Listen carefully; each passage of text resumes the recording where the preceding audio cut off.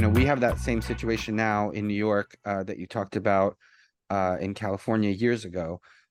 We have legalized over 2 years ago, but there are only 25, 30 or so licensed legal shops and thousands of unlicensed shops.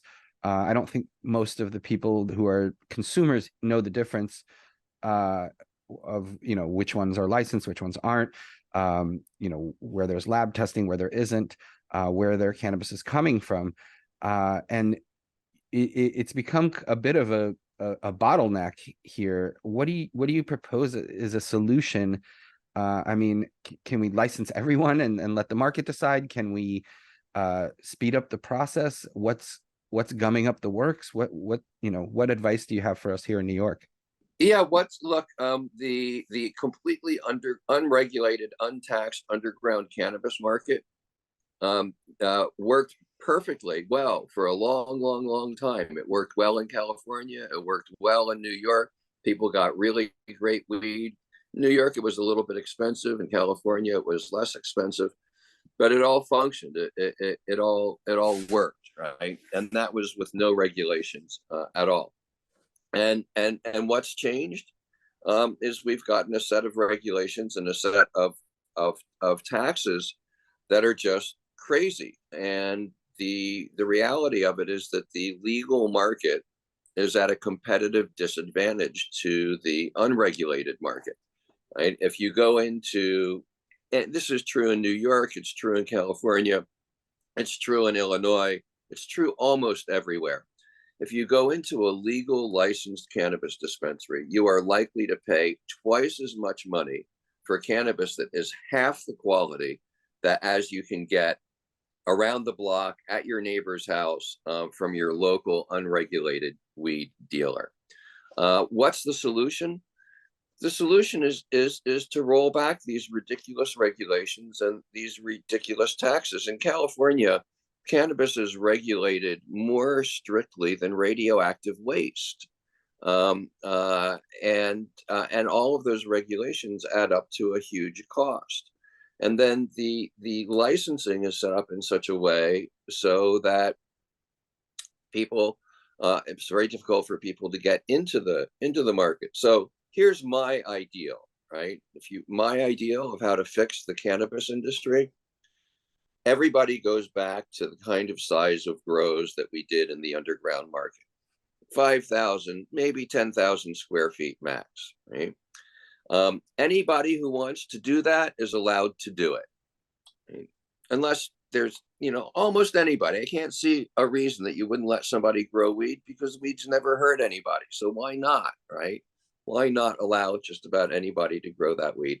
And then allow them to sell the cannabis that they've grown directly to the end consumer, either in a little shop or online, right?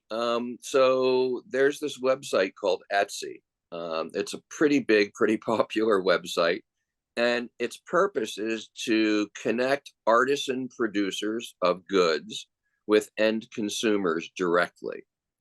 Well, imagine an Etsy for weed. Imagine if every grow in the world was not like 500,000 or 1,000,000 square feet and it went through distributors and dispensaries and all of that.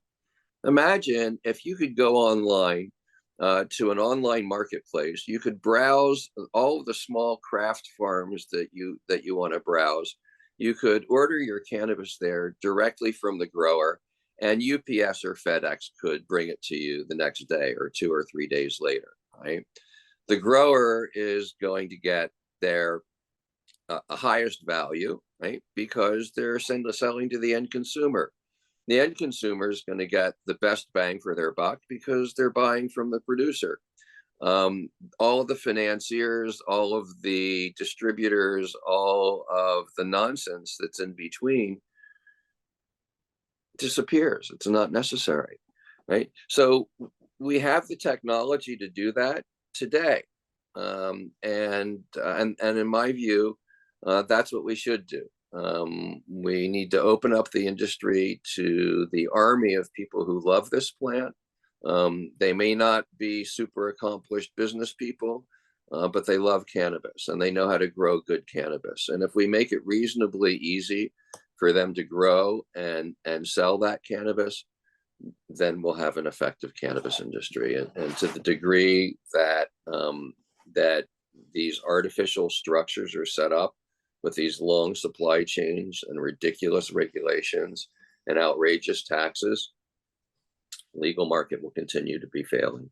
Absolutely. And I know we've only barely scratched the surface. I want to thank you so much for your time, Steve. I want to thank you for your pioneering accomplishments. I want to thank you for your fearlessness in the face of these, federal authorities, state authorities, law enforcement, all of the Babylon shitstorm, situations that are out there. You have changed the world, and I want to give you your flowers, your cannabis flowers, and just let you know that it's incredible what you have accomplished on behalf of the cannabis plant and these other healing plant medicines. Well, thank you, brother. Thank you for that kind appreciation. That's we spent an awful lot of years being laughed at or being ignored or being chased. And so getting those kind words of appreciation heals some of those layers of grief and trauma. And I appreciate it very much. Thank you. Be well.